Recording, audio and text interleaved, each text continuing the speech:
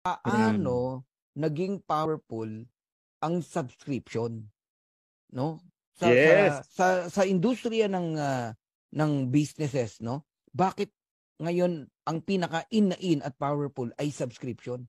Ano ang potential income ng subscription, Coach Perdy, sa isang Naku po. owner, sa isang may-ari ng kumpanya? Sige Naku nga. po, no? Alam niyo po, no, before pa mag-Live Good, no, before pa magkaroon ng Live Good, napakarami na pong mga subscription company.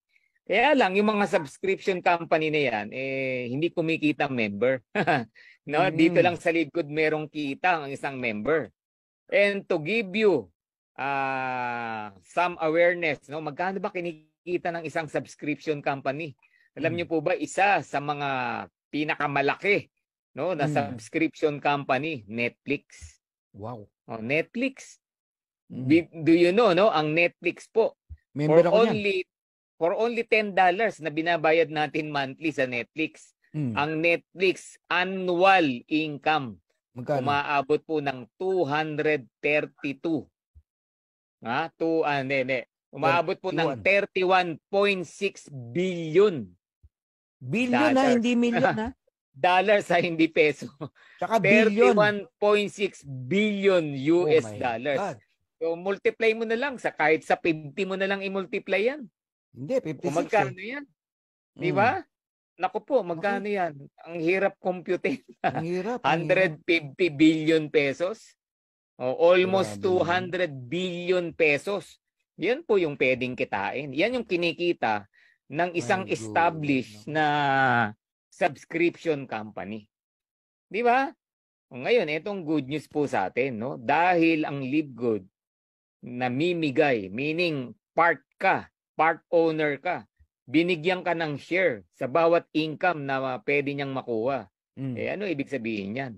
Hindi lang po si Live Good ang yayaman. Wow. Bawat isa sa atin na naka-join na, bawat isa sa atin na ginagawa yung business part, bawat isa sa atin na nag-share, nagbabahagi, no, ng Live Good, isa ka sa yayaman dito. Kaya po yung mga naririnig yung kitaan dito na normal 1 million, 5 million, maliit lang po yan. Kasi we're talking of billion US dollars. Ang 1 billion US dollar lang po 50 million na o 60 million pesos na. Gasino na lang yung 1 million nakita mo rito. Maliit lang po yun. Napakaliit lang po niya. Nakakilabot, no? Oo, yan ang nag-aantay sa'yo. Yan ang nag-aantay po sa atin. Kaya katukin nyo yung mga puso, yung mga utak ng ating mga katimpo natin. Nako, it's your obligation na paalalahanan po sila na wag pababayaan yung kanilang subscription. Yes. Nakakahinayang, no, na yung nag-aantay na yan, no? Nako po. Sayang na sayang, no? Pag nawalay ka, nawala ka. Yun po yung meaning napakalaki. Tama. Meaning guys, no? Huwag kayong mainip. Ang kalaban mo rito pag nainip ka, paniwalaan mo na ikaw ay part ng ng owner nitong company. You receive dividend, you receive share, no? Sa ayaw at sa gusto mo. Kasi every person na nagbabayad ng subscription dito, kasama po sila natatanggap ng dividendo. Kaya lang alam nyo, minsan mali yung mindset sa inyo, no, nang nag-invite sa inyo. Akala mo mabilisan, yayaman ka, kikita. Hindi po, maling mindset yun. Ang tamang mindset dito, gawin mo to minimum 2 years. 2 years. Ang bilis nun. Coach Perdy, pag ikaw ba'y kumuha ng insurance, halimbawa, no? Alam ko may experience ka sa insurance. Ilang taon ba yan bago mo makuha yung benepisyo ng insurance? Alam nyo, pagbabayad pa lang, 5 to 10 years na. Ano yun? Paying period pa lang yan. Paying pa lang. Wala pang benepisyo. Paying period pa lang yan. Ngayon. 5 years, sabi nila, no? Correct. And usually, ang maturity ng plan. 20 years pa. 20, 30, 40. Additional. Tama. 10 years na bayad, additional 10 years na paghihintay. Saka mo palang ma-enjoy yung benepisyo na kikita yung pera mo. Kasi ang programa kasi noon, upon retirement. Ganun yan. Yung iba nga, kailangan mo pa mag-60 bago ma-receive.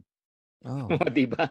Eh paano kung tama, mga 40 years na, kung 20 ka nagsimulang magbayad, upon 60 years old, no? Kasi ganito po 'yan, no?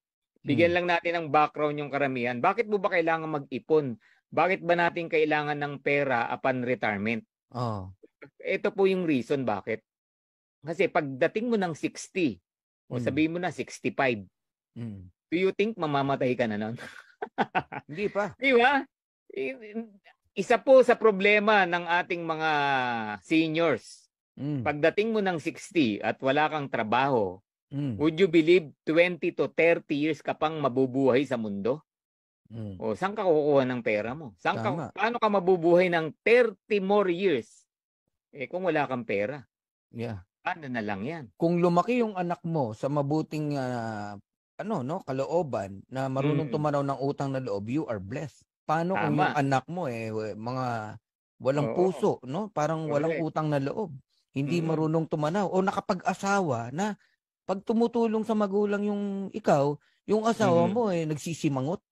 May ganun, di ba? Tatawag kay ate. Sa'yo na si nanay, isang linggo na sa akin dito Nag-aaway na kami mag-asawa. Naku, tapos sakit po sa puso niya. Naririnig mo yun. Pinagpapasapasahan ka, di ba?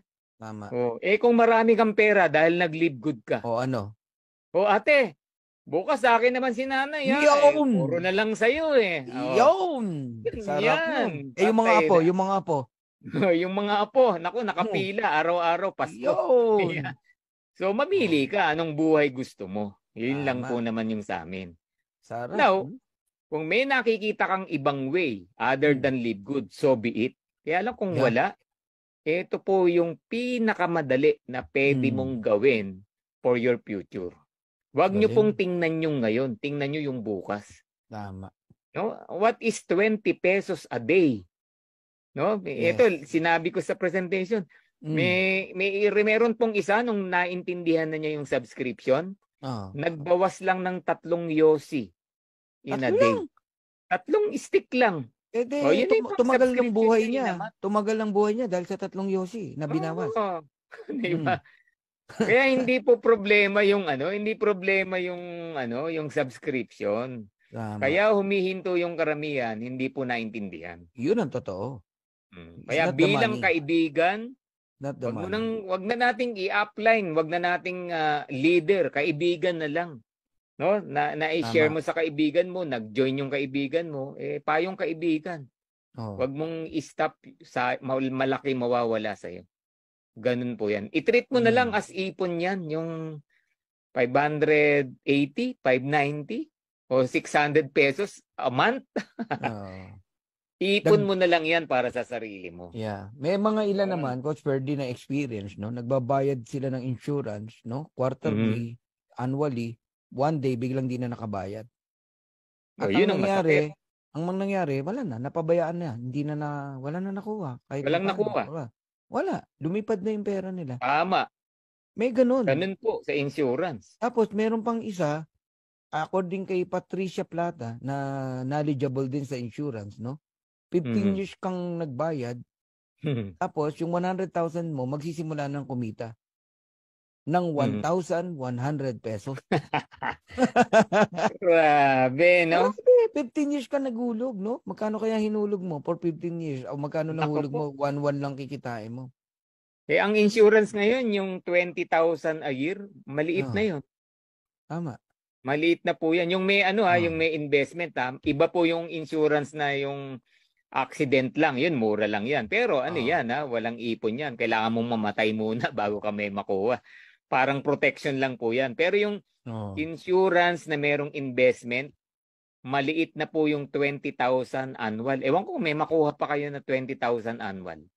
Na maganda-ganda yung return, yung balik, naku, sa mamahal po ng mga insurance. And how sure na ikaw may kapasidad na kaya mong bumayad ng 20 years. Ngayon, may pambayad ka. After the ilang years, biglang wala ka ng pambayad. May mga ganun na mga pangyayari.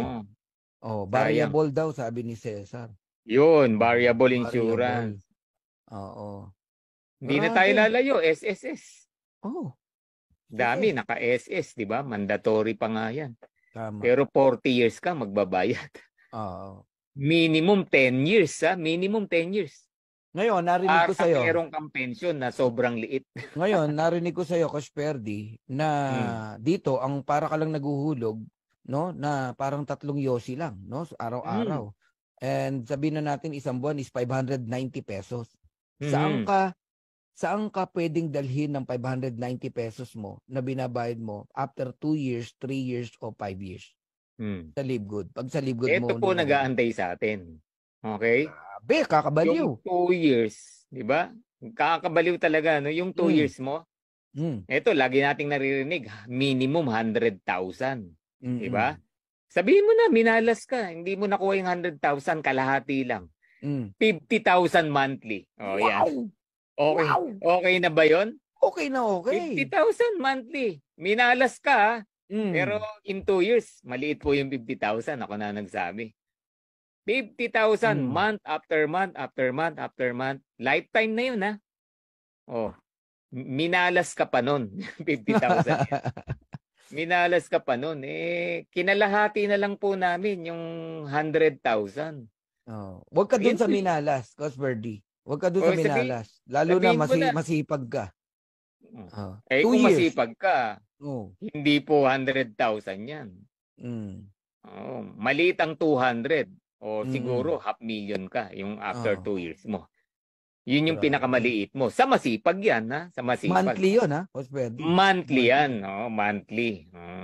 Lumiit man yan, 300, 400.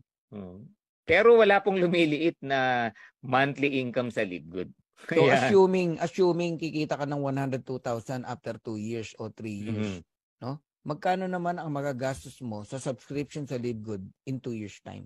Yun ang good news po namin sa inyo, no? Pag nag-compute ka po, magkano lahat na ihulog mo ng 2 years? Pag nag-compute ka ng iuhulog mo, isama mo na yung one time na 49.95. No, sa 2 taon 13,000 pesos lang. Oh my God. Ganong kaliit. Teka muna, ikakat kita diyan, Coach Perdi. Si Abet. Sabi niya rito, ako naguhulog sa AXA 33,000. Sabi niya, 5 years. 5 years. Makatanggap daw ng 5 million. Lumipas daw ang 5 taon, di pala pwede makuha. Tsaka na raw pag nag 60 years old siya. Kaya 5 million. 60. Maghihintay ka. 40 years. Gagamitin yung pera mong inulog ng 5 years, multiply mo sa 33,000, palalaguin nila yan para kumita ka ng 5, mabigyan ka 5 million. Correct. Kung buhay ka pa, no? Oo. Ang tanong, gasino na lang yung 5 million pagdating mo ng 60. Ngayon, sa Livegood, 5 million sa Livegood, kung 2 years, nagpa-5 million ka. 3, sabihin mo na 5 years. Hindi ka ala pang 60, nagpa-5 million ka na. Yung binayad mo ba, inabot ng 5 million? Yung binayad mo na subscription, 5 million ba? Ay wala. 13,000 lang sabi 13. mo. Baka wala pa kang 50,000 yan. kung 5 taon, ha. Grabe naman. Saka kumukubra ka na, 2 taon pa lang.